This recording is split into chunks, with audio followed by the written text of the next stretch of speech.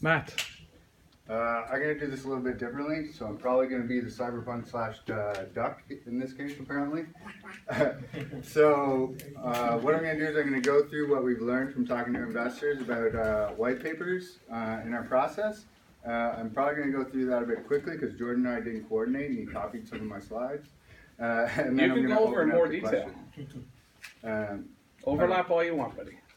Literally, it's just like talking about an ICO. Really, Jordan talked about most of these things, but really the one that he didn't say is I see it more as a vehicle for change. There's always a traditional model for how things are built now, and like who has the money now, but are they making the best decisions? There's a couple people, probably like 150 of them at the top of the ladder making most of the decisions. Is that the best idea? I see that as a vehicle for change in this regard. So that's where I kind of see, in addition to the things that Jordan's already mentioned. So obviously a little bit about the history. Jordan already talked about this. These are actually the founders of Ethereum, who I was sitting with today and last week, really diving into this, well, I'll call it a rabbit hole because it really is a rabbit hole of regulatory and or unregulated mess, as it were. Really the importance of this is like your white paper is everything almost, because it says what you're going to do, it says what your technology is, what your plan is, and how you're going to do it. The first couple of white papers, like Ethereum and not Filecoin, it wasn't one of the first, but Mastercoin. They're super detail oriented, so they looked like doctoral theses. And the idea of that is to convey all the good aspects that a lot of the guys have already talked to about the decentralization, the power they can do. But we'll talk about like how that relates to now, especially as I've talked to way too many people, reviewing our white paper and looking at like the best aspects of it. But the importance of it actually is to like convince, if you're looking at it from an investor profile, is to convince those people that what you're trying to do is really actually worth like supporting people on and actually like helping them out on. So I broke this down into like a couple different components as I went through it. These are the basic components, just to read off the side of it. We're going to go through each of these, but for like just for a view purpose, you can take a look at them here. The vision, the executive summary is something you probably want to do separate, especially as you get through a technical type of setup like ours was. You really want to be able to summarize it and like say what you're trying to do to the layman's person, because an ICO is like a crowdfund or anything, so the people that you're trying to actually like talk to are not the technical people. They're the ones that are trading Bitcoin or increasing Bitcoin, and it ends up being almost a bit of a negative, especially as you move forward, to really like stay super technical and not talk to your customer in the way that they want to be talked to. So that's kind of like one of the importance of the executive summary. The other ones should seem pretty like self-explanatory. The problem that you're trying to solve by the ICO that you're doing, the solution that you're trying to solve. Again, I broke this out because very few people read the technical aspects of it. But a lot of people will read the summary solutions on how you're going to do it without the technical aspects. And then obviously team, which we'll talk about in more detail on why, fund usage, and your token details and market dynamics. So I'm going to go through each of those and just like touch a bit on how it relates to kind of what we did and what we learned in the entire process. So these are some of the lessons that we realized as we were reaching out to people. It's very hot right now. You can almost go on Facebook or LinkedIn and talk to someone within minutes who wants to get in on ICOs. It's totally dependent on what your ICO is, whether it sucks or not, but it was literally that easy to acquire investors and customers. And usually what you think people are going to care about, they actually don't really care about. That's why it was super important, at least for us, to go through iterative processes of the white paper, because we found that, and we were trying to do, I'm not going to like say what we were trying to do for our ICO, but we were trying to do something that me and my partners felt were like very, very important. And even when it was very, very important, some people just didn't care about that part. And the funny part is like, in my eyes, the very, very important part that we made, no one cared about. The blockchain part, everybody cared about. So keep that in mind, and that's why you should always be getting feedback, because you never know what your customers are actually going to want. You can try and take a guess, but it's better just to listen to them. And the historical approach for ICOs through the technical white papers, it really doesn't work as well now. There's so many well done marketing plans, and an ICO from a layman's perspective is a crowd sale marketing plan. So if you're trying to talk to people in really technical speak, it doesn't work as well. Filecoin had a super great technical plan, but they could also explain it really well as well, and it made sense how they were going to generate revenue, which made it super easy for them to raise a large sum of money. Oh yeah, and very few people read the full white paper, although they'll act like they do. That's why the executive summary is so important. The other thing is they won't actually read the white paper, they'll just come ask you all the questions on all the details of the white paper, which ends up taking more time than it probably should, but they really want to interact with you to convey the confidence that what you're doing is real, you can do it, and you have a plan that's realistic. Because I've probably read over the past couple months hundreds of ICOs and white papers, and watched at least 50% of them die. Even if you just join their chats, you can see that this isn't working, and those people can't do what they say they could do. Matt, yeah. Would you consider what you just talked about? Would you consider that a form of sales by being available to answer those questions? I would, except you dedicate your entire team to those sales, not just a salesperson. Okay. They don't want to talk to the sales guys. So if you put a label of sales on them, then they don't really want to talk to you. They want to talk to the guys that are doing it. They want to know how you're doing it. They want to ask you real questions, and you better have real answers. Because now there's hundreds of listing sites on there. So if you can't answer those questions, it ends up just spiraling out of control into a weird PR stunt. Go back. Okay, and then the relationships and advisors are key. So I think it's like any project. If you can't show the people that are doing the projects are doing what they said they're going to do, and they have the ability to do it, it really doesn't matter. And what you'll find on most of the advisors, especially if they're doing a major marketing point and not a technical white paper, is they have 30 advisors. I'm not really sure how you talk to all those people and get all their information and input and implement it, but they have real world doctors that are working on the projects that can implement it, and you can put trust behind their skill sets. And that's for good reason, to give you the confidence, but I'm not sure that the actual confidence is there when everyone has the same thing. Yep. Are advisors getting paid? Advisors are getting paid through typically what's called pre-sale token offering. So what they do is they cut deals with the advisors to offer them parts of the token because they see value in that. Or there's obviously the notion that they're being paid from an equity stake at the advisory level for actually being a real advisor. I have a hard time believing that you set 30 people up on your equity board. But I have actually seen people that are, and they've offered this to us, that are giving it the token sale as the giving you an allotment of tokens.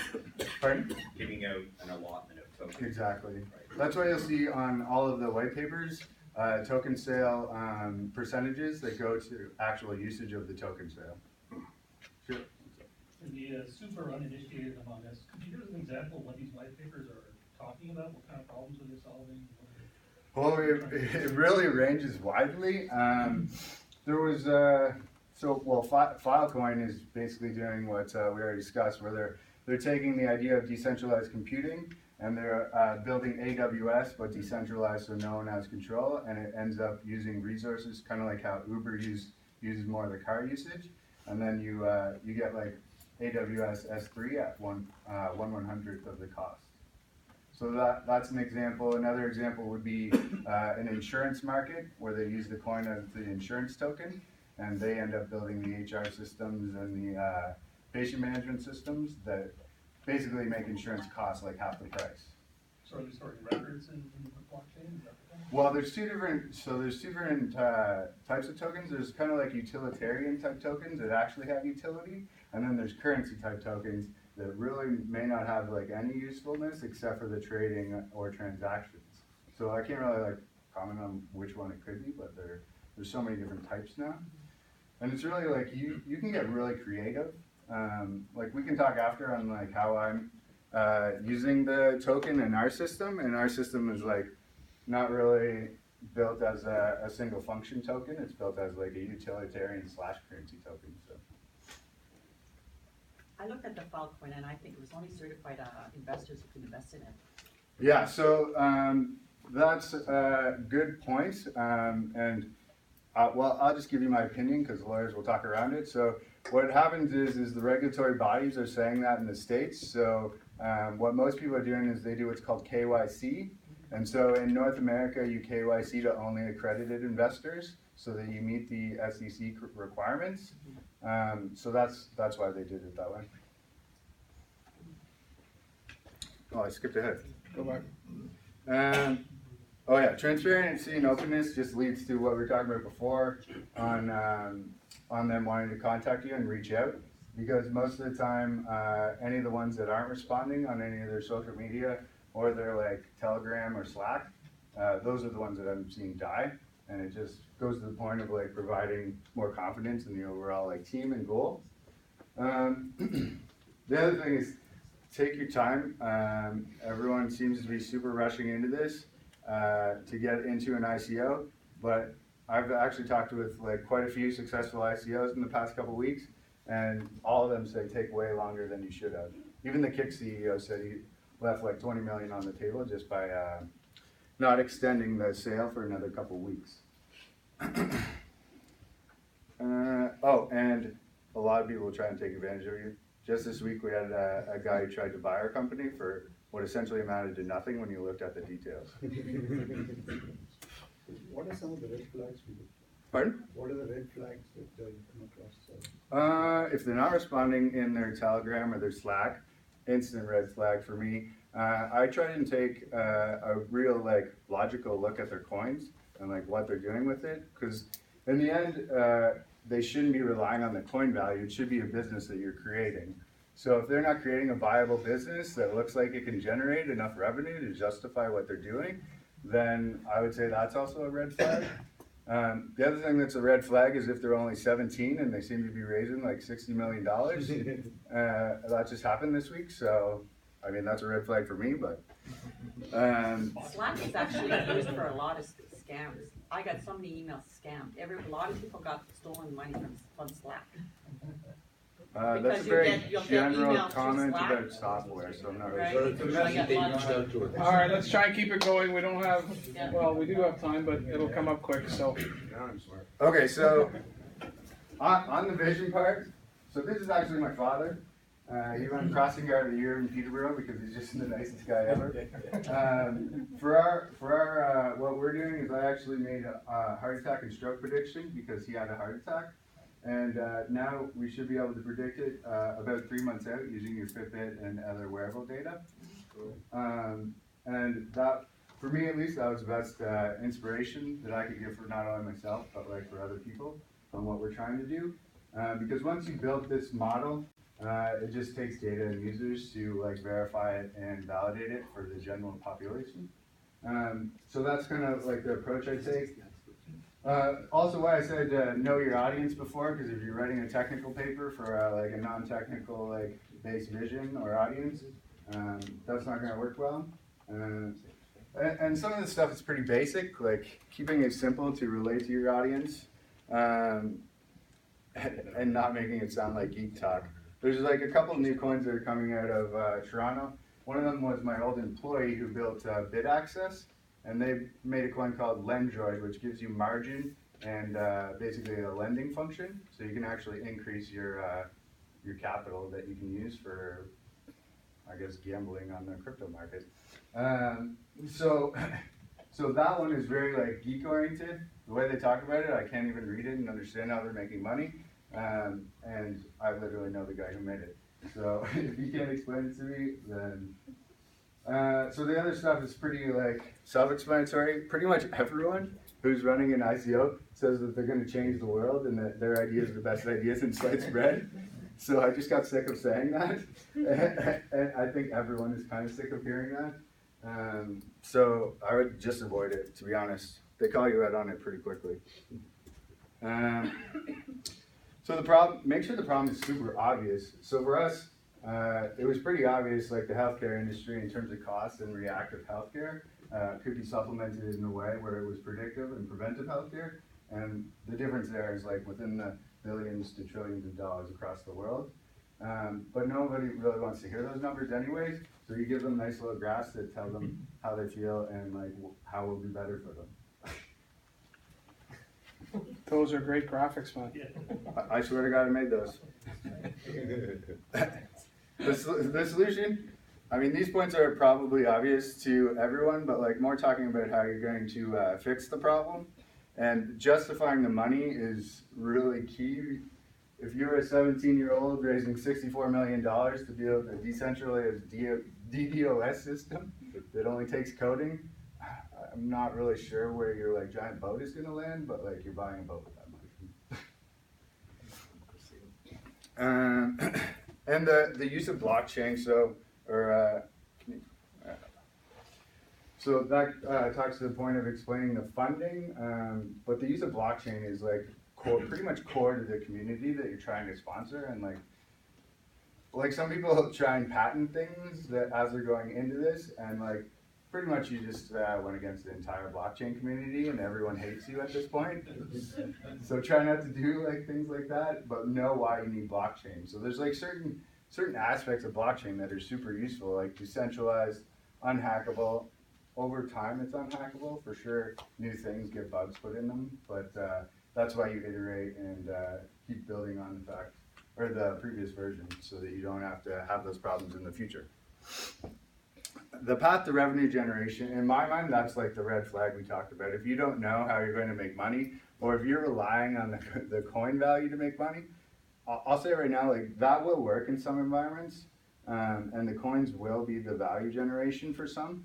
I actually know how some people are doing that, but in general, like you're trying to crowdfund businesses and make sure that people want your business. So if you're just saying, I'm going to use this coin to like make money, how are you bettering the world? Like, you really need to be able to explain that and like why your coin is even needed at all. And then that just leads into the viability and sustainability of the business as a whole. And that business needs to survive for your coin to survive. Like right now, there's this idea that like blockchain as a technology is a great technology from a decentralized factor, but it's all based on market dynamics, which are basically consumer confidence. So if the head of blockchain or the couple of blockchain developers or Ethereum developers get into like a PR stunt where they've like done something that I'm not even gonna like say, like that will crash the market because everyone won't like want to be in on that. And like that's where it goes to the point of like making sure you're generating revenue and that the viability and sustainability of those people are like real, and that's where the team and the advisors come into play in a like major way. Does anyone care about technical specifications? No. See, what did I say? You basically need it. Like if you don't have it, you don't really have a plan. And so the way it works is, the way it works better, actually, I'll say, is it's actually a true crowd sale where everyone puts in like $300 each, and then you get like 64,000 people supporting you. And then your risk factor on controlling that market is very low because no one holds like a large portion of the market.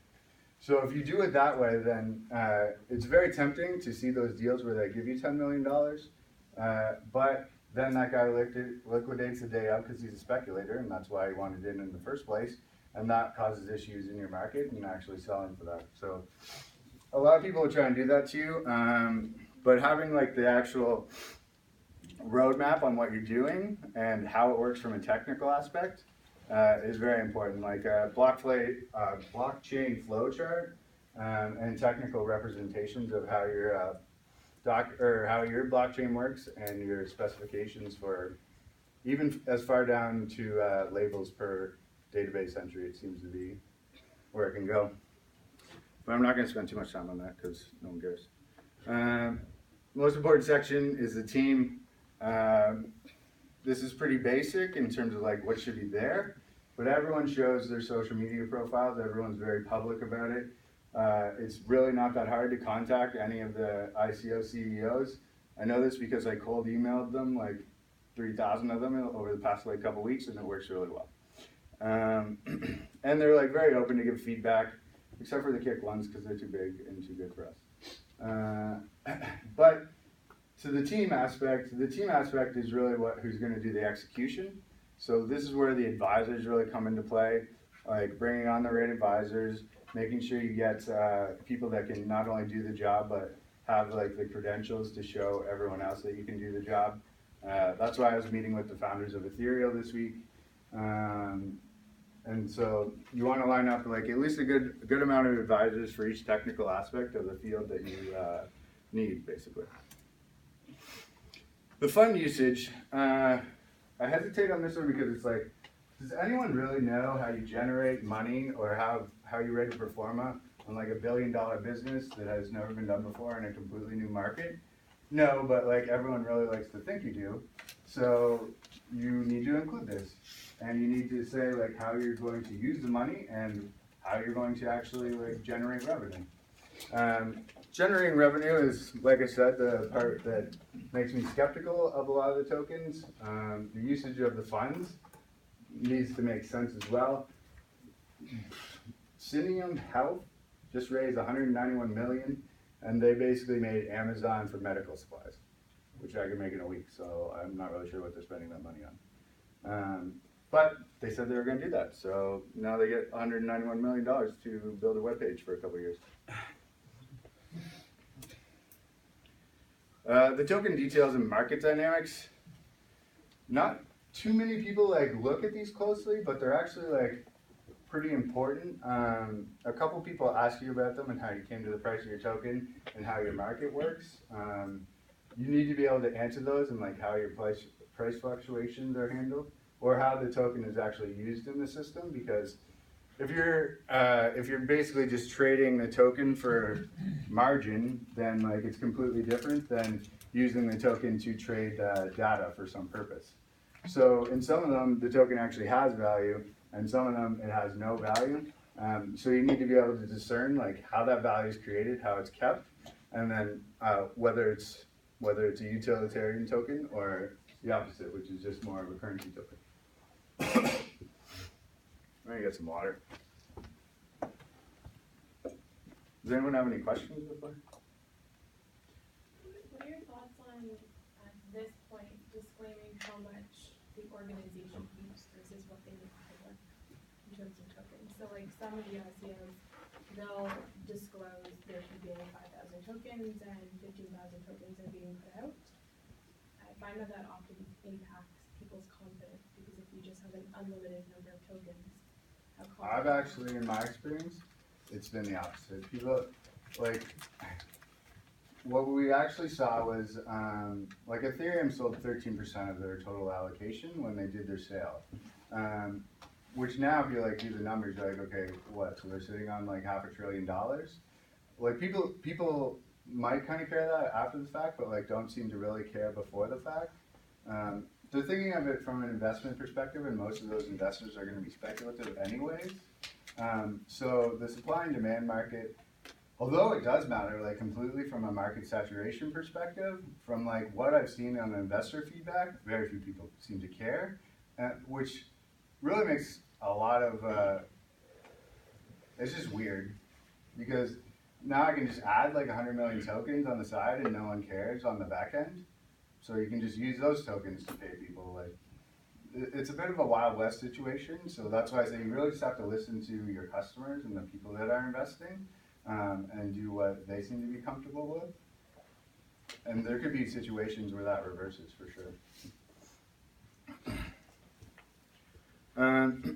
So the sales date and sales periods I'm going to touch on, and the limits and staggering approach, because this plays into Jordan's like pre-sale. So the pre-sale is when you can kind of get in early for a lower amount, and usually they put some sort of cap, whether it be date specific or volume specific. And this is basically for validation purposes, and to, start over? Okay, it's froze.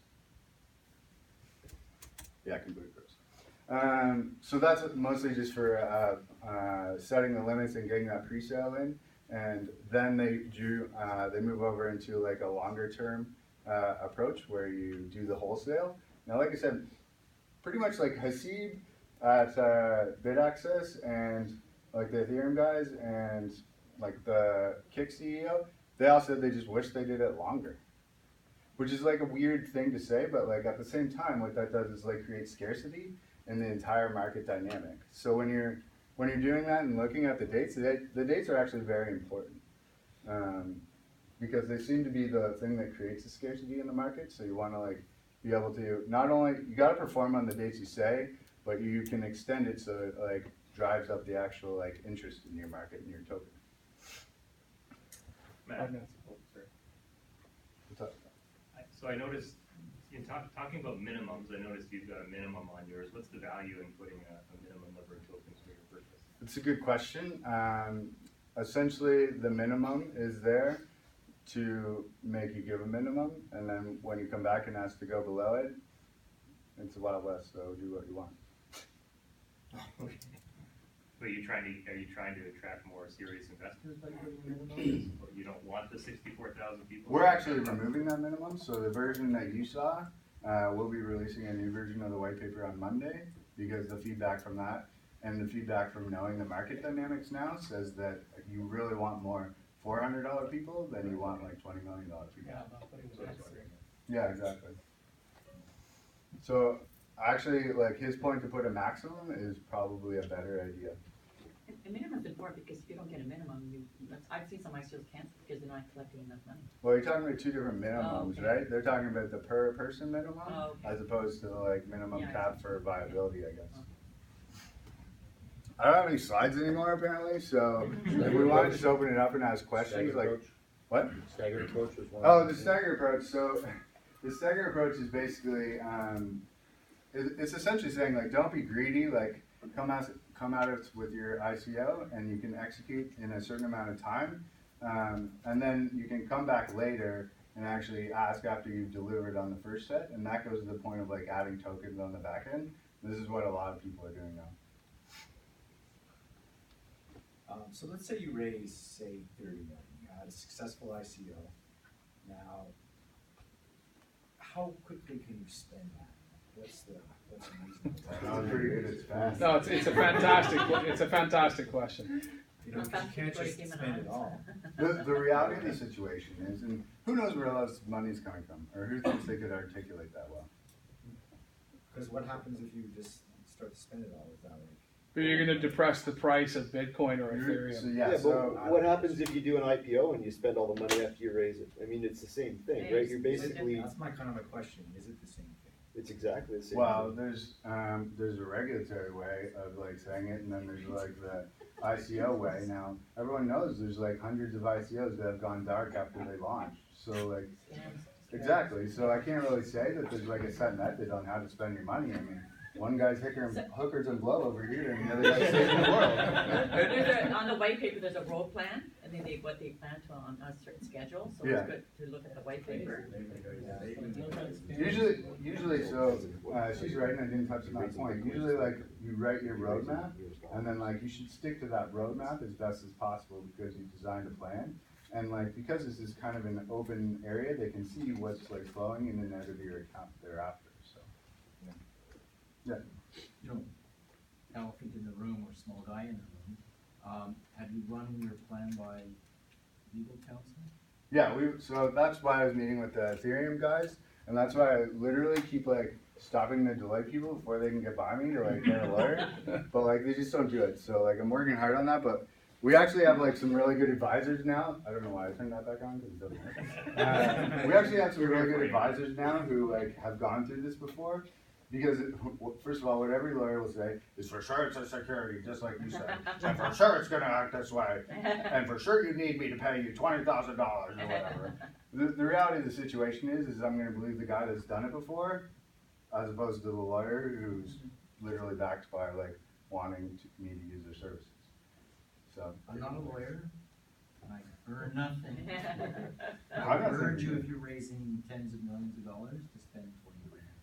Lawyers are a waste of oxygen most of the time, but Present company excluded. so when someone's breathing carbon dioxide down your neck, no, that's fair.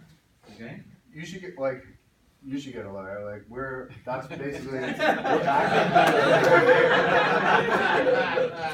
I'm not saying you shouldn't get a lawyer, but I just hate it. I'm saying talk to the right lawyers because there's maybe 4 people in reality in Canada that have actually done this. So, but every lawyer wants into it. Like just this week when we were looking at the marketing budgets and everything, there's so much money in this that every company that's quoting you a marketing budget is like, this is going to take a $12,000 a month project lead to do this. I'm like, what's that guy doing? Well, he's managing the marketing manager. What's our marketing manager? Anyways, is there any other questions? So, let's say you raise $30 million in Bitcoin then, right? Bitcoin or Ethereum, yeah. Yeah, or Ethereum. Ethereum, sorry. Ethereum, and then, or Ether actually, right? Yeah. So then, your plan would be to divest, Ether on a monthly, against your monthly burn as you go out? Or would you? You're asking how you spend it, essentially? Well, no, I mean, I'm gonna assume that hookers and blow are not, that's not your plan. You're gonna actually spend it to build out this thing. Well, you gotta actually read the white paper to figure The technical section. Yeah, but I'm assuming that you're going to do this to build out a business. Yeah. So you're gonna have a monthly burn to do that in terms of employees or whatever else that your Yeah, expenses totally. are gonna be. So is your plan to, and I'm not talking about your specific plan, but generally what you've found is people that, do they, after they raise the $30 million in Bitcoin or Ether, are they liquidating that $30 million, putting into US dollars and then going out? Or are they doing it on a monthly basis against a burn? Typically what they're doing is they're playing from a smart economics point of view, so they'll liquidate to the tone of what they think they need with a few months 3 leeway. months or something. Yeah, and runway. And then it kind of becomes like the great circle jerk of cryptocurrencies, where you put the large sums into the hedge funds that are being generated, and then those hedge funds are negotiating with other ICOs to be the first in the pre-sale. So that's kind of where a lot of the extra money is being generated, and it keeps going. Yeah. What do you think about milestone approach for fundraising? That's essentially the staggered approach. Mm-hmm. So they're one and the same. I pretty much believe in it, and it seems to be what a lot of people are doing now. What about hedging of cryptocurrency funds for development? What do you mean by that? So the hedging volatility Hedging volatility throughout many cryptos. Is that what you're trying to ask? or fiat. Yeah, I still don't understand your question. I understand what you're you saying. raise a but- bunch of Ether Yeah. in a crowd sale, and then the price of Ether goes down and impacts your development because it's not able to buy as much or pay your people as much. Mm-hmm. So what's your thoughts on hedging the volatility in that regard? I always believe in diversification, and especially in this market. There's some people that are actually generating 5% returns compounded daily through straight hedging on cryptocurrencies. So I believe in it pretty harshly, but from a business perspective, I didn't get in this to care or worry about the money. I literally want to save 1 million people in 5 years. So from that perspective, I would let people smarter than I deal with that. It was an issue this summer because a lot of companies were ICOs, and when they got their money, their Ether, they would dump their Ethers to get some cash, so it would either take a big dive. Yeah, that's where I think the hedge funds have been generated to fight with that, and then they do the diversification for you. So that kind of plays on both your points. Just a quick question. Apart from regulation, is there any private rating agency who evaluates? There's a lot of rating sites People now. who know these kind of things. So there's a lot of rating sites now. So ICO Bench, ICO Alerts, ICORating.com, all those are sites. I don't think there's any like one uniform, like universal one. You don't have to write all these down. We're putting up a list of reference We need a rating sites. site for the rating sites. You really do need to. And they all have experts. My analysis of that is the experts are also all circle jerking together. I would be careful with that. Like one of the rating sites, ICO Bench automatically does ICO ratings for you using a bot. But we actually analyzed how the bot like looks at ICOs, and if you raise more than 30 million, it likes you better. So it's just like, oh, okay, I'll just go put like 70 million over here, and then I'm better. Like, so you really have to like watch any of the ratings. I really think like from a crypto specific perspective, and like that's why I'm meeting with a lot of those people now. It's like a very interior culture. So like getting into there and actually hearing blunt feedback from the real people as opposed to like sites, I find a much higher value. But that's what's me. Ladies and gentlemen, Matt Davis.